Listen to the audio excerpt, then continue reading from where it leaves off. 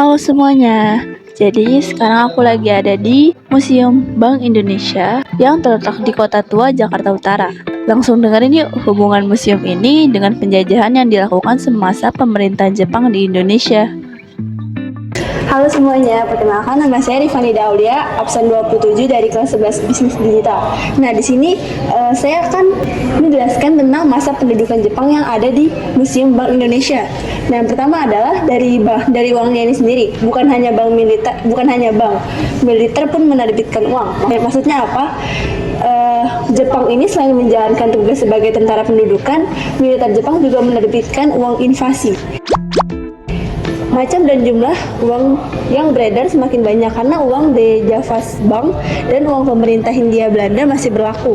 Pada masa ini, bank-bank Belanda dan Inggris ditutup dan diganti dengan bank-bank Jepang yang sebelumnya sudah beroperasi di Hindia Belanda tetapi dibekukan ketika perang pecah. Pada 1944, Jawa Hokokai membentuk Fons Kemerdekaan Indonesia untuk menghimpun dana rakyat untuk Perang Asia Timur Raya. Setelah Jepang menyerah, dana ini antara lain digunakan untuk modal kerja Yayasan Pusat Bank Indonesia. Nah, di sini ada baju dari tentara Jepang yang digunakan pada saat itu. Di sini juga ada timeline kependudukan yang pernah terjadi di Indonesia.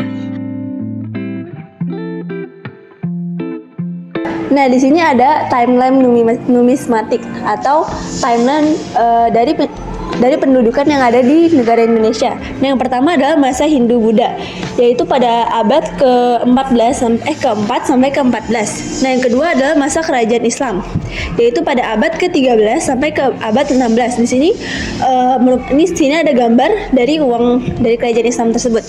Nah, selanjutnya ada masa perdagangan, yaitu pada tahun 1512 sampai 1799 yang uangnya itu adalah berupa koin. Nah, selanjutnya adalah masa Hindia Belanda pada tahun 1800 sampai 1942 yang uangnya sudah mulai berbentuk kertas.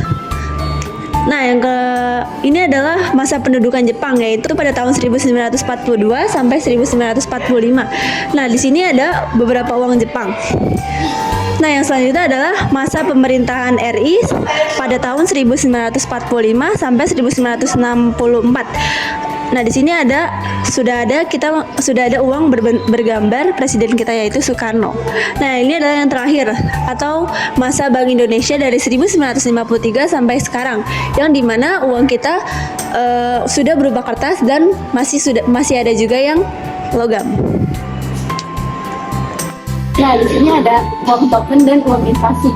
Nah, pada zaman pendudukan Jepang, semua kebijakan keuangan ditetapkan oleh Gusen Kansu atau pemerintah militer pusat yang berusaha mempertahankan nilai gulden dan rupiah Hindia Belanda, antara lain dengan melarang penggunaan mata uang. Selain itu, pemerintah pendudukan Jepang juga menerbitkan dan mengedarkan mata uang kertas yang disebut uang invasi. Emisi pertama yaitu adalah berbahasa Belanda yang beredar pada 1942. Emisi kedua ini dengan tulisan pemerintah Dai Nippon tak sempat diedarkan, sedangkan emisi ketiga bertuliskan Dai Nippon Seikoku kemudian diedarkan pada tahun 1943. Nah, di sini adalah dalam upaya mengambil hati masyarakat Indonesia, uang Jepang tersebut diterbitkan dengan menggunakan bahasa Indonesia dan bahasa Jepang. Setelah pasukan Sekutu mendarat di Tanjung Priok pada tanggal 29 September 1945, komandan pasukan melarang penggunaan uang Jepang dan mengedarkan uang NICA atau Netherlands Indies Civil Administration. Nah, di sini ada beberapa uang dari Jepang.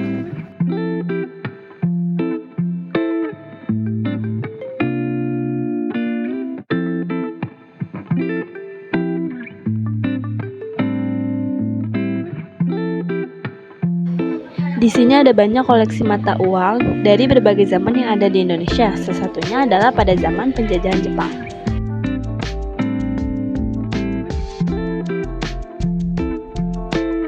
Nah, segitu aja deh di Museum Bank Indonesia. Setelah ini, aku mau lanjut ke Museum Seni Rupa yang letaknya tidak terlalu jauh dari sini. Halo semuanya, jadi di sini ada museum kedua, yaitu adalah Museum Seni Rupa setelah tadi kita ke Bank Indonesia. Yuk. Nah, tapi setelah sampai di sana, aku cuma menemukan beberapa lukisan yang berasal dari masa penjajahan Jepang dan lukisan tentang penjajahan Jepang di sini.